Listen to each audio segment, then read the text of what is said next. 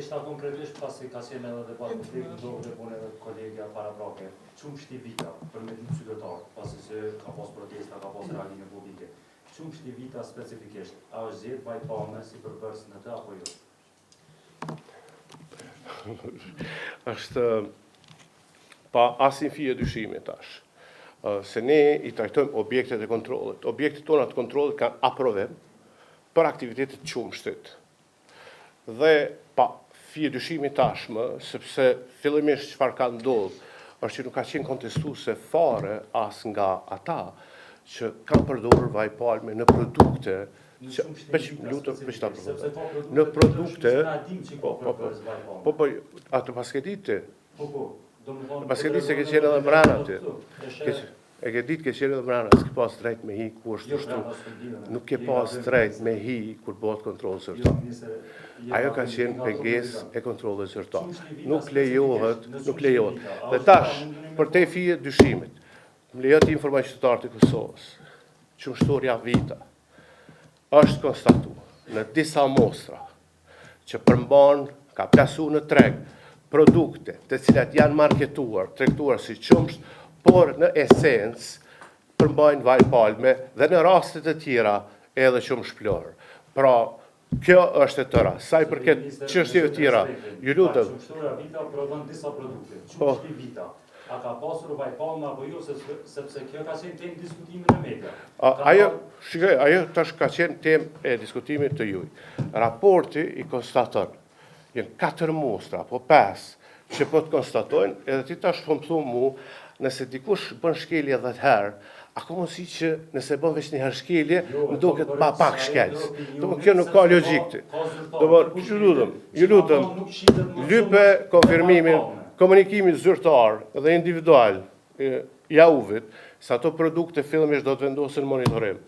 Edhe mbas ligjit duhet të vazhdon monitorimi i tyre, por ajo çfarë dim na mbas mostrave, por edhe mbas të gjithë rrjedhës së dokumentacionit, për çka është importu vaj palmës edhe qumshti plor. Dhe e tëra është, domthon tash është konstatuar, edhe në qumsht plor, edhe në qumsht UHT, që shqit në treg, përmbah, na i ngjesëm, na veç konstatojmë, në këto mostra të qumshtit, jënë gjetë 4-5 mostra, të cilat ashtë është. Por këto konstatime individuale fillimisht i bon është fer, i bon atyre. Dhe pasaj në bashkëpunim, pas ligjit për ushqim, në 20 deri në 28, ata janë të detyruar me bashkëpunu me AU-vin për të konstatuar dhe për të gjetë krejt procesin e qumshmërisë se ka ardhur. Pastaj, kush ka qenë përgjegjës që ka leju këto? Pas ligjit, drejtori i kompanisë është përgjegjës për sigurimin e cilësisë. Kush ka ditë për këtë proces? Çdo person dhe çdo lëshim do të trajtohet sipas ligjit. Edhe ligji i parasheh këtu. Ju lutem, nuk është çështja më me bë debat të tillë.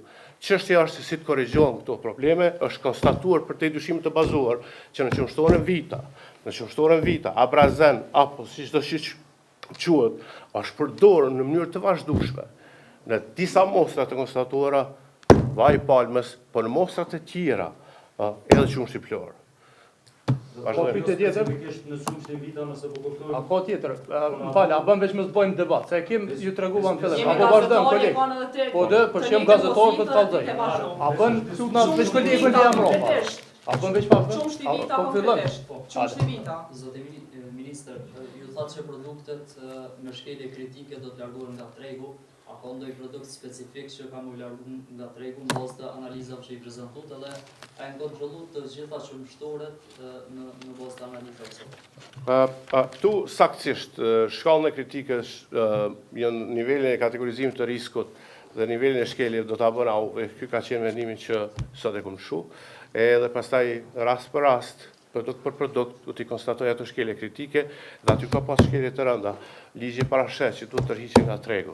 Edhe pastaj të vazhdoj procesi i bashkëpunimit, bashkë me operatorin, deri të sigurohemi që besueshmëria dhe shkelja besimit të rikthehet dhe ne e kërkojmë po ashtu, ligji parashet edhe reinspektim dhe monitorim të rrep deri në trajtimin e këtyre rasteve. E para është kështu, se ka interpretime të ndryshme sa i përket këtyre çështjeve të certifikimit, eksportit, e kështu me radhë. Du ta keni parasysh që eksporti i Bashkimit Evropian në sektorin e qumshtit dhe në sektorin e mishit është bukur shumë i rregulluar për arsye të higjienës. Pra janë dy rregullore të Bashkimit Evropian për higjienën që ne i kemi adoptuar që nga viti 2019, ka disa përditësime. Nëse do në me folë, vazhdo të... Se së është të thonë... është mirë. Është ta përmundoj.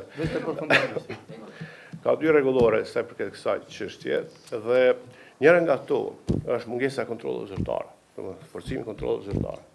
Për të siguruar që produkte mashtruese si këto nuk plasohen në treg. Ne dyshojmë që produktet e ngjashme si këto po ashtu janë eksportuar. Dhe Republika e Kosovës ka detyrime edhe ndaj shteteve të tjera, sidomos vendeve fqinje, po edhe Bashkimit Evropian. Dhe poshtë në mesin e masave është që do të rishikohet poshtë nëse certifikatat veterinare dhe fitosanitare janë përdorur për të keq informuar edhe konsumatorët e tjerë, që është shumë është e rëndësishme. Bashkimi Evropian e kërkon këtë siguri, dhe ne këtë siguri, si shtet i përgjithshëm, ne do ja ofrojmë.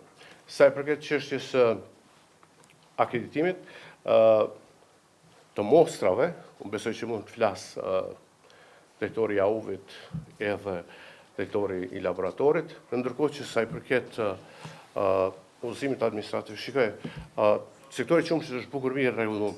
Është nga viti 2005, ka qenë ndër sektorët më të rregulluar. E kësaj udhëzim administrativ i cili se thekson qartë dhe detajshëm se çfarë duhet të bëjnë operatorët. E para, aty thuhet që operatorët aprovojnë vetëm për aktivitetet të cilat kanë aprovim. Në rast se nuk i aprovim, nuk bëhen me prodhim. E dyta, rregullorët e higjienës.